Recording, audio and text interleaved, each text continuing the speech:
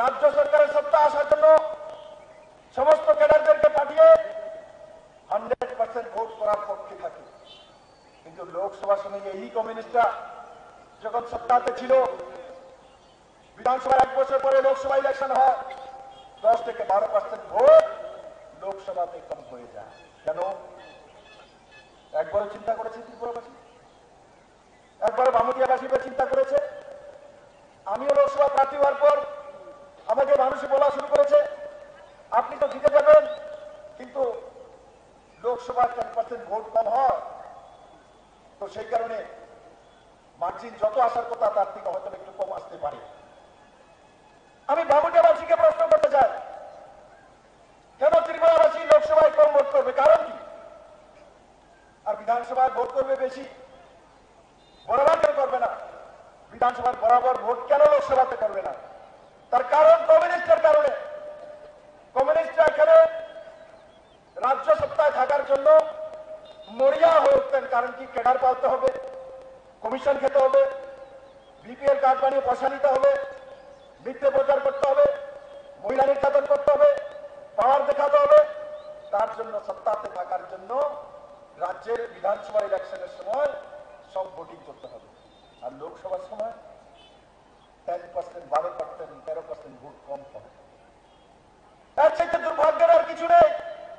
এই কমিউনিস্টরা ভারতাবাদী করে পুরো ভারতবর্ষের মধ্যে বিধানসভা থেকে লোকসভাতে ভোট বেশি পায় বিজেপি অন্যান্য রাজ্যের মধ্যে। কারণ নরেন্দ্র ভাই মোদীকে মানুষ ভোট দিতে চায়। বন্ধুরা, দেশের সিকিউরিটি নির্ভর করে প্রধানমন্ত্রীর উপরে। আজকে যদি পাকিস্তান আক্রমণ করে, মুখ্যমন্ত্রী বাঁচাতে পারবে না, প্রধানমন্ত্রী বাঁচাতে পারবে। আজকে ভারতে যখন করোনা হয়েছিল, মুখ্যমন্ত্রী কাজ করেছে, বাঁচিয়েছে প্রধানমন্ত্রী, টিকাকরণের বন্দোবস্ত করেছে। আর ত্রিপুরাতে আমি ত্রিপুরাবাসীকে বলবো যে ত্রিপুরাতে প্রধানমন্ত্রী আবাস যোজনার ঘর কে দিচ্ছে? এখানে কে কে প্রধানমন্ত্রী আবাস যোজনার ঘর পায়? হাত উঠালতো। প্রধানমন্ত্রী আবাস যোজনার ঘর নিচে করো। কমিউনিস্ট থাকাকালীন কে কে প্রধানমন্ত্রী আবাস যোজনার ঘর পেয়েছে? হাত উঠালতো। মাত্র 2-4-10 জন হাত উঠিয়েছে। বন্ধুরা, কমিউনিস্টের সময় 48,000 ঘর দিয়েছিল 25 বছরে। ভারতীয় জনতা পার্টি সরকার আসার পর আমরা 4,10,000 ঘর এনে দিয়েছি ত্রিপুরা রাজ্যের মধ্যে। আর যেটা আমি বলছিলাম, প্রধানমন্ত্রী আবাস যোজনার ঘর কে দেয়? প্রধানমন্ত্রী। প্রধানমন্ত্রী শৌচালয় যোজনা, শৌচালয় কে দেয়? প্রধানমন্ত্রী। সৌভাগ্য যোজনার মাধ্যমে বিদ্যুতের কানেকশন ঘরে কে দেয়? প্রধানমন্ত্রী। জল জীবন মিশনের মাধ্যমে জলের কানেকশন ঘরেতে ফ্রি কে দেয়? প্রধানমন্ত্রী। প্রধানমন্ত্রী সড়ক যোজনা রোড কে বানিয়ে দেয়? প্রধানমন্ত্রী। ন্যাশনাল হাইওয়ে কে বানিয়ে দেয়? প্রধানমন্ত্রী। 5 কিলো করে চাল ফ্রিতে প্রতি ব্যক্তিকে গরিবদেরকে কে দেয়? প্রধানমন্ত্রী। Agartala এমবিবি airport, national international airport কে বানিয়ে দিয়েছে? প্রধানমন্ত্রী। স্পেশাল ইকোনমিক জোন কে বানিয়ে দিয়েছে সাবরুমে? প্রধানমন্ত্রী। ত্রিপুরাতে আমি মুখ্যমন্ত্রী হওয়ার পর 7th পে স্কেল দিয়েছি, 1500 কোটি টাকা কে দিয়েছে? প্রধানমন্ত্রী। 2000 টাকা করে ভাতা ত্রিপুরার মানুষ পায়, তার জন্য 440 কোটি টাকা কে দিয়েছে? প্রধানমন্ত্রী। যদি প্রধানমন্ত্রী সবকিছু দেয় আর প্রধানমন্ত্রীকে ভোট করার সময় 10% ভোট কম করি ত্রিপুরার মানুষ, এক চাইতে দুর্ভাগ্য কি আছে? আমি ত্রিপুরাবাসীর কাছে বলতে চাই, আরে লোকসভাতে 100% ভোট করা দরকার। কারণ কি? সবকিছু ত্রিপুরাকে প্রধানমন্ত্রী দেয়। ভারতীয় জনতা পার্টি সরকার আছে বলে ডাবল ইঞ্জিনের সরকার মাননীয় প্রধানমন্ত্রী নরেন্দ্র ভাই মোদী ত্রিপুরাকে সবকিছু দিয়েছে। মেরে মিত্র, এই কমিউনিস্টরা ত্রিপুরাতে নিজেদের সত্তার জন্য বিধানসভাতে 100% ভোটিং করাবে, লোকসভাতে ত্রিপুরাতে 10 থেকে 12% ভোট কম করা। এবার বামুটিয়াবাসী, আমি আপনাদের কাছে তার জন্য এসেছি, এই লোকসভা আপনাদেরকে 100% ভোটিং করতে হবে, সবাইকে ভোট দিতে হবে। এখানে কে কে 100% ভোটিং করবে? সবাই ভোট করবে, সবাই বাড়ি বাড়ি যাবে, সবার বাড়ি বাড়ি যাবেন, সমস্ত ভোট করাবেন, 100% ভোটিং হবে। একবার আমার সাথে আওয়াজ করে বলুন, 100% ভোটিং করাবেন? করাবেন? করাবেন? সবাই কয় না, সবাই ভোটিং করাবে না। সবাইকে বলতে হবে 100% ভোটিং করাবেন। 100% ভোটিং হবে। নরেন্দ্র ভাই মোদীকে ভোট দেবে, নরেন্দ্র ভাই মোদীকে ভোট দেবে।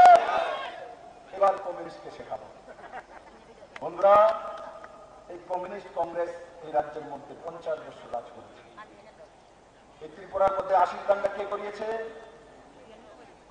এনএলএফটি কে বানিয়েছিল? কংগ্রেস বানিয়েছিল। এটিটিএফ কে বানিয়েছিল? কমিউনিস্ট বানিয়েছিল। 2005 পর্যন্ত ইনসার্জেন্সি কে রেখেছিল? কংগ্রেস সিপিএম রাজনৈতিক স্বার্থের জন্য। সাউথে মৌলতে শহীদ মিনার 14 জন, সিদাম পাল সহ 14 জন কংগ্রেসের লিডারকে কারা মেরেছিল? কংগ্রেসেরা মেরেছিল। সেখানে মানিক বাবু, জিতেন বাবু এরা 12 অক্টোবর যায় আর সেখানে গিয়ে শহীদ দিবস পালন করে। ত্রিপুরাতে পরিমল শাহকে কারা খুন করেছে? মন্ত্রী কমিউনিস্টরা খুন করেছে। মধু শাহকে কে খুন করেছে? আগরতলাতে বনবনপুর এমএলএ কমিউনিস্ট আমলে খুন হয়েছে। উজান ময়দানে 3 দিন লাগাতার যখন জোট সরকার ছিল সেই সময় এই কংগ্রেস তৎকালীন কংগ্রেসী নেতাদের দ্বারা উজান ময়দানের জনজাতি মহিলাদেরকে 3 দিন লাগাতার রেখে বলাৎকার করা হয়েছিল। কে করেছিল? কংগ্রেসরা করেছিল, সিপিএম আন্দোলন করেছে। উজান ময়দান নিয়ে সারা ত্রিপুরা রাজ্যের মধ্যে পুলিশ আন্দোলন আর উজান ময়দান নিয়ে কংগ্রেসকে কাঠগড়াতে খাড়া করেছিল। 93-তে কমিউনিস্ট ক্ষমতা এসেছিল। এখন এই খুনটুনি কেন হলো? মহিলারা রেপ কেন হলো? আশির দাঙ্গা কেন হলো? এমএলএ কেন মারা গেল? সিপিএম কংগ্রেসে এই বামতি এত মারপিট হয়েছে কেন হলো?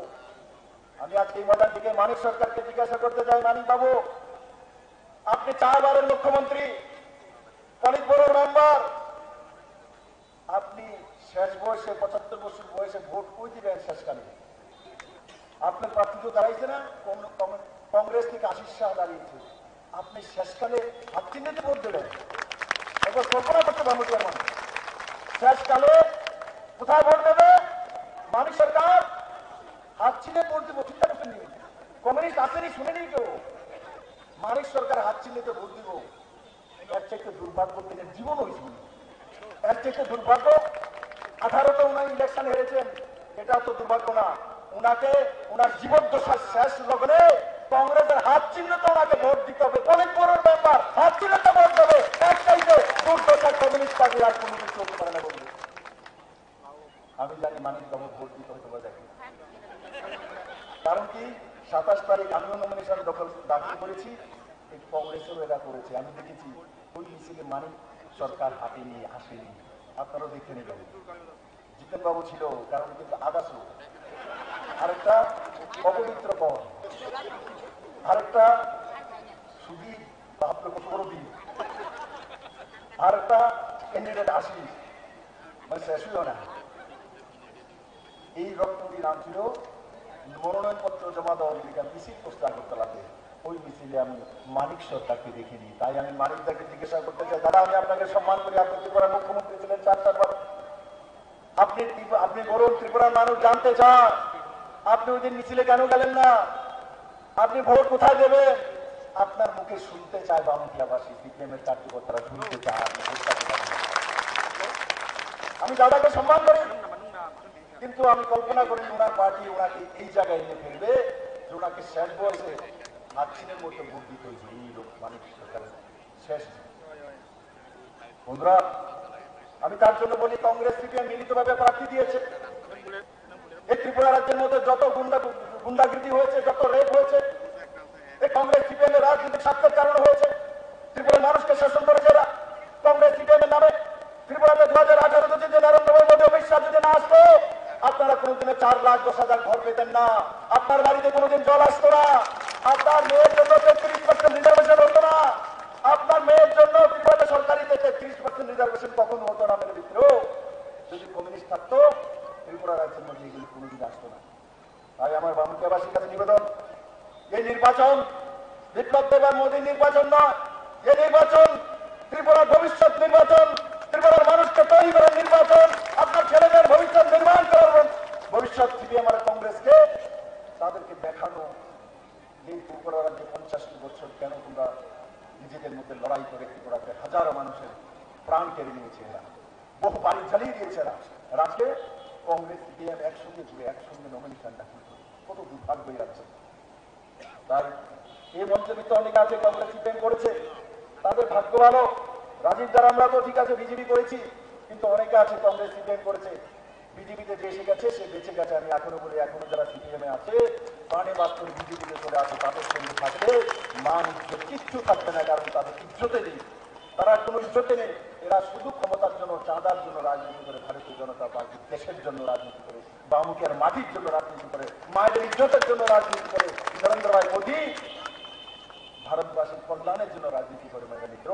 তার জন্য আমি বামুটিয়ার কাছে এসেছি, প্রতিটি বুথে বুথে আমার যাতে সমস্ত কার্যকর্তারা যায়, প্রত্যেকটি মানুষের কাছে যায়। লোকসভার ক্যান্ডিডেট মানুষের বাড়ি বাড়ি যাওয়া সম্ভব নয়, আমার জন্য বাড়ি বাড়ি যাবেন, বাড়ি বাড়ি যাবেন আপনারা।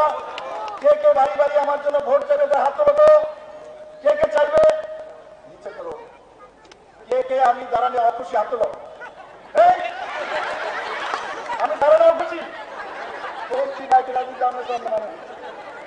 আমি দাঁড়ালে আপনারা অখুশি, আমি দাঁড়ালে কে কে অখুশি, হাত তোলো। আবার একটু গড়বড় করে সিপিএমের লোক ঢুকছে। আবার লাস্ট দাঁড়ামো, আমি দাঁড়ালে কে কে অখুশি আছে, হাত তোলো। আবার তুলতে দিচ্ছি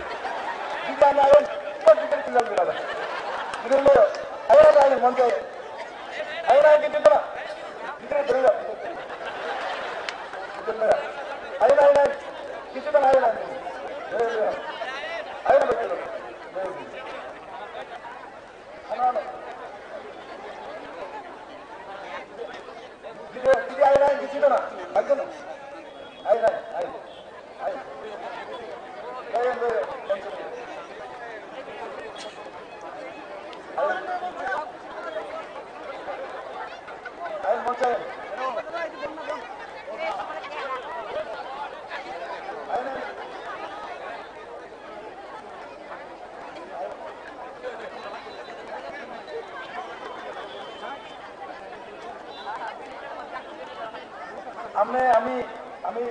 আমি রাত্রি মানে আমি অখুশি, আত্মদান নিতে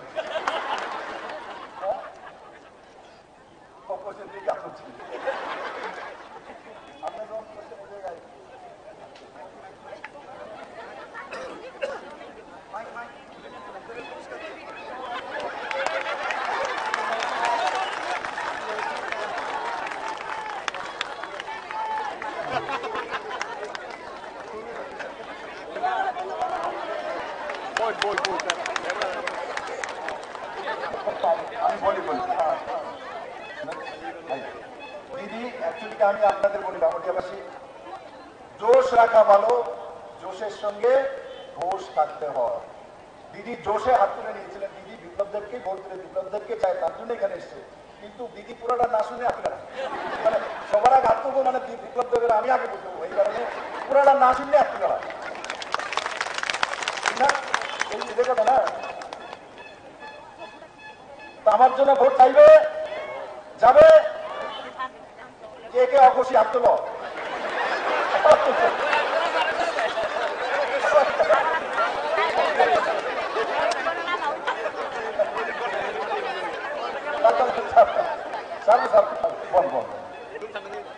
বামুটিয়াবাসী, আমি তার জন্য বলছি, জোশের সঙ্গে জোশের সঙ্গে জোশের সঙ্গে ঘোষ রাখবো, ঠিক আছে? আমার জন্য বাড়ি বাড়ি ভোট চাওয়া, নরেন্দ্র ভাই মোদীকে প্রধানমন্ত্রী করার জন্য আর 19 দিন সময় আছে। এই 19 দিনে প্রত্যেকটা সিপিএম এর বাড়িতে যাওয়া আর গিয়ে বলা যে সারা জীবন সিপিএম করেছেন, এখনকে হাত চিনে ভোট দেবেন, বিপ্লবদের প্রার্থী হয়েছে, যদি উনি কাজ করেছেন, যদি ছেলেটা যদি ভালো হয় বিপ্লবদেরকে আশীর্বাদ দেবেন। আমি 100% সিপিএম এর সমস্ত লোক পদ্মফুলের ছাপ দেবে, সিপিএম এর লোক পদ্মফুলের ছাপ দেবে। আপনারা শুধু সিপিএম এর বাড়িতে বাড়িতে যান, সবাই পদ্মফুল চিহ্নে ছাপ দেবে, দেবে তো? সবাইকে বুঝাতে পারবেন, সমস্ত ভোট আনতে পারবেন। একবার আমার সঙ্গে বলুন, ভারত মাতা কি।